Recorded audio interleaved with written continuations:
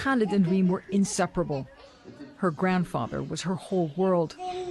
Her favorite game, pulling his beard, and he would pull her piggy tails. I'll let go, she says, if you let go. Khalid just can't let go of his little Reem. Now searching for memories amid the rubble of his home.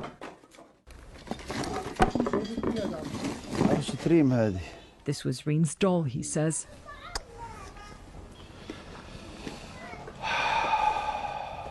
The family was asleep when an airstrike nearby brought down their house in southern Gaza last week. Khalid woke up screaming for his children and grandchildren, struggling to walk in the dark and through the wreckage to find them. I couldn't find anyone. They were buried underneath all this rubble, he says. My daughter Maysa was here. Her children, Reem and Tariq, were here in her arms. Maysa and her sister barely survived. After a few days in intensive care, they're now recovering at a relative's house. I felt something heavy on top of me. I started screaming, Maysa says. I heard Reem screaming next to me. I told her, there's something heavy on top of me. I can't reach you. I said my final prayers, and next I woke up in the hospital. Maysa woke up to the news her 3- and 5-year-old children were gone, their lifeless bodies found together under the rubble. They slept next to each other that night. They slept early, she says. I told them to stay up a little longer, but they said they wanted to sleep. At the hospital, I was just numb, she says. I hugged them. I wanted to get as many hugs as I could. No matter how much I hugged them, I didn't get enough.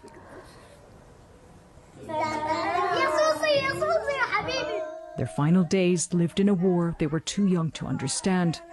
Why they no longer could dress up, go out and play, or get their favorite treats.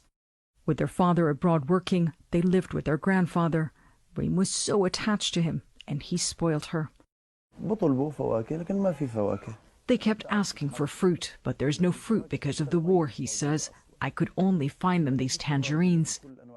Khalid holds the tangerine he gave Reem, the one she didn't get to eat, and pinned close to his heart, her tiny earring.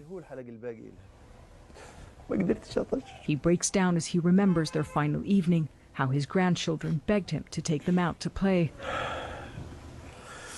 But he couldn't. Airstrikes were everywhere.